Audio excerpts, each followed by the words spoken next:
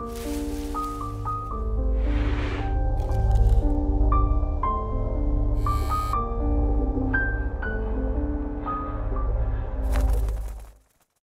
guys, it's Merce. Welcome back to Harpies in the Trees, where I review horror books with a supernatural focus, vlog edition. So today I'm going to be reading more of Cunning Folk by Adam Nevill. I actually read some pages a few days ago and I did a little vlog on that, and we will rewind to that in a second. But I want to talk a little bit about Cunning Folk first. It is a new book by Adam Nevill. It is already out. You can get it now. It is a folk horror story. It has an amazing cover. I actually have the ebook edition. Okay, I am enjoying it so far, so we'll talk a little bit about the first 53 pages that I have been reading. Let's rewind. I've started to read Cunning Folk, and I do have to read it on my computer. Exhibit A. Not my favorite way to read something, but I'm just reading it in bed. So right now I'm on page 53. I have been reading for a little over an hour, and it's pretty interesting so far. It is kind of like a very familiar setup. We're kind of getting to know about this family who has purchased this house in the country, and this is like their first house, and they are really, really excited about it. It's in the fixer-upper, and it has a little bit of a dark history, and you know, this is one of the reasons why they got it for so cheap. And this is very early on in the book, so not a spoiler, but the previous owner hung themselves in the house. And so this is a little bit of a, that has a little bit of a shadow on the house for the both of them. But the strange thing is that when they came to view the house originally, it wasn't so bad. But now that they're there, moving in, it feels different. It's hitting different. So right now we're kind of just like getting to understand, you know, kind of all the hopes and the dreams and all that kind of stuff that this family has. And they're kind of like your typical family.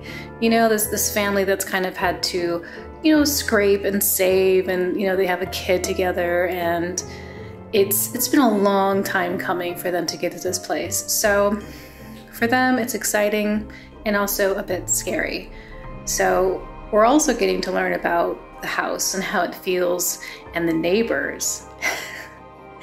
And they have some unusual neighbors, some neighbors that don't seem very friendly.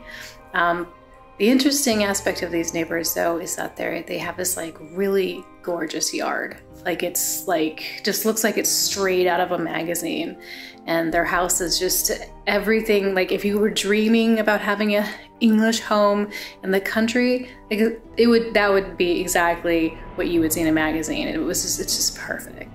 So that juxtaposed with their pretty crappy, moldy, rotting house that they have to fix up, it's a little bit of a downer for them.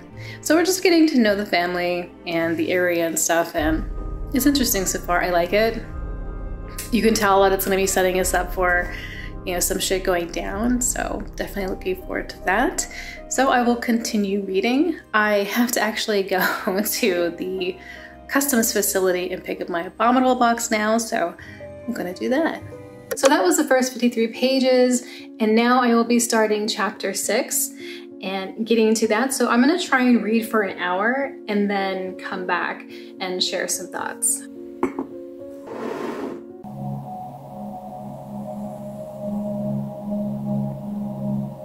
So I am now on page 100, and we've also met the neighbors, and the neighbors are very, very strange and unusual, and they do not sound like neighbors I would ever want.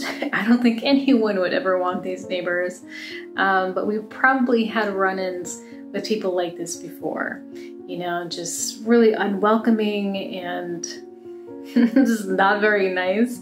Seem like they wish you were dead, you know, those type of neighbors. Writing style is a little bit different to me, based on the books that I've read by Nevill. This one seems to be a little bit more descriptive, and it really does like to kind of like ruminate in certain places and things. I wonder if that'll be throughout the whole book, or we were just kind of establishing, you know, things in the beginning. I'm not really sure. And I don't know if you guys remember this. If you watched this video, it was my 4,000 subscriber celebration video, and I did a Q&A at the end, and one of you asked, you know, what author would I like to, you know, write a book with or something. And I said Adam Nevill, and I said, oh, you know, it would be amazing to write something with him that involved fairies.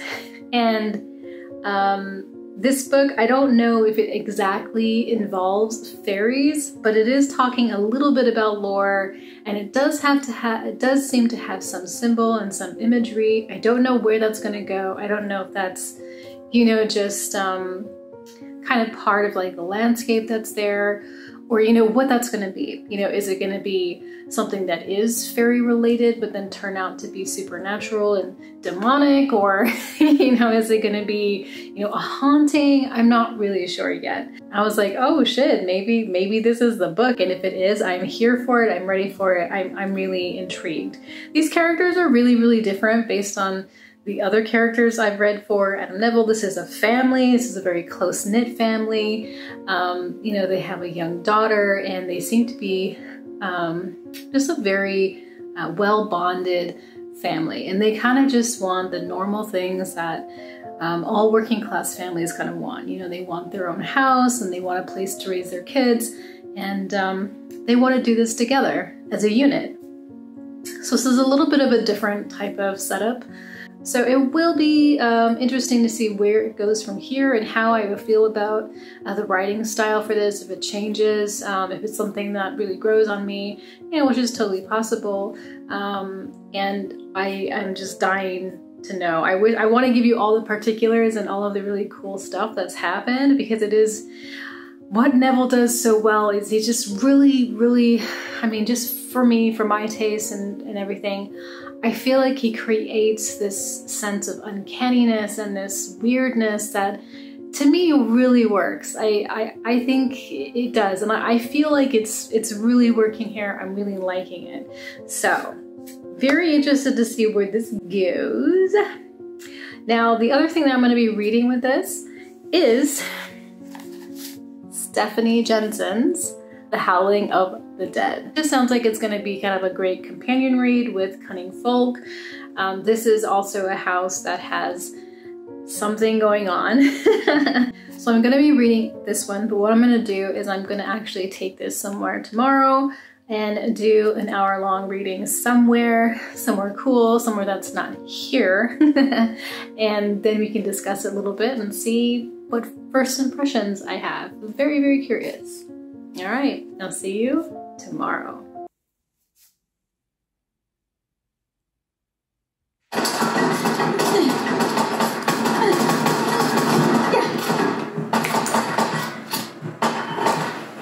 So today is Thursday, and it is really dreary outside, and it's gonna be raining all day. So I'm not going to be going to the cemetery or the park, or I thought, you know, maybe I could go somewhere kind of cool and just like hang out for an hour, but it's too cold and too rainy, so we're gonna be in here in the bedroom, which is actually pretty nice and cozy.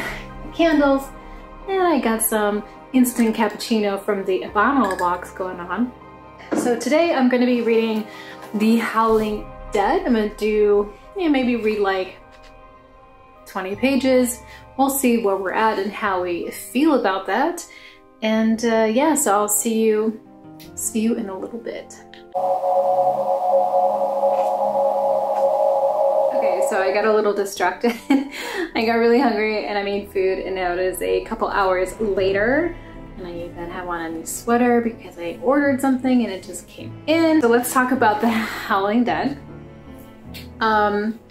So I read 30 pages of this, and it is an interesting story. I like where it's going. It's, you know, talking about sleep paralysis. So like I mentioned before, I used to have sleep paralysis really badly, so I know what it's like. I never saw things though. Like, I never saw shadows or someone sitting on my chest or anything like that. I was just really like immobile, felt like I couldn't breathe, and it was actually really traumatizing. Like, I did not enjoy it at all. So I like how the story starts, which is the main character, Braden, is having a sleep paralysis episode.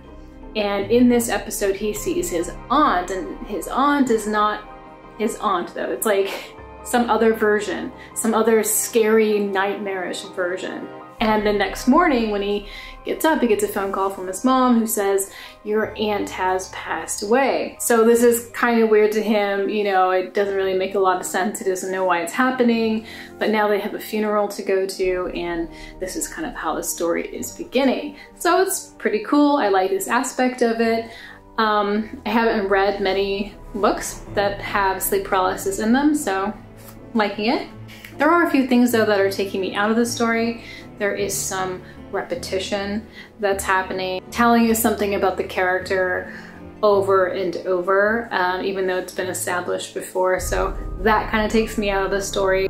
And the story is also kind of telling us all about Braden and his girlfriend Kaylee at a very fast rate. So kind of like just a lot of like exposition, like, you know, telling us, you know, who they are and what they are to each other very, very quickly. That's something that I normally like to see played out like over time in the book, and also to be shown in like different ways. There's also a pretty long sex scene in here, which, as you know, I'm not into the long sex scene thing. It's just not for me. I can't even say the word titmouse without giggling like a schoolgirl. A lot of people like them though, and that's totally cool, but yeah, so there's one of those in here. There's also some humor in here as well. It does seem to definitely have a religious aspect that's gonna probably be a pretty strong thread in this story. Braden, I assume, is gonna be, you know, the opposite of that because he's an atheist. So I wonder what that's going to be like and how that's all gonna tie together in the end. I can imagine, I can guess, but we'll see if the story tells something a little bit different and unique. I do definitely want to see where it goes and like what's gonna happen with that. And what is his aunt up to? Like, is it really her? Is it something else? So that was my first 30 pages of the Howling of the Dead. I will keep reading it and we will go from there. Yeah, I guess that's it. I didn't tell you guys, I did go on Halloween. I went to the Gärten der Welt, which is just, it's the gardens of the world. And it was really, really pretty, and it was a really nice day. And it was like, it felt like it was gonna be like the last beautiful fall day, and I think so far it's kind of been. But it was really funny because it has like gardens from like, oh, here's a Japanese garden, here's a garden from South Africa. So they had a garden from Los Angeles, and it was I'll show you the video. It was a parking, it was a parking lot, like a part of a parking lot with cars, fake palm trees with a fence around a small patch of like, I think it was grass. I don't even know if it was real grass. And the guy or the artist who did it or whatever was like, he was kind of like talking about how Los Angeles in particular prefers urbanization and industrialization over green spaces, which is totally true, but the other gardens didn't seem to have like this kind of like real critical political critique, you know? So I was just like, this is so like, who wants to stand in a parking lot with cars, you know, like at a garden of the world, you know? So that was pretty funny, and I was just kind of like dying about that. But everything else was really, really lovely. So anyway, thank you so much for hanging out with me today and the last couple of days, actually. I did a little bit of a longer vlog this time. Kind of proud of myself, actually. Thanks for hanging out with me tonight. I really do appreciate it. I hope everything is going super well for you.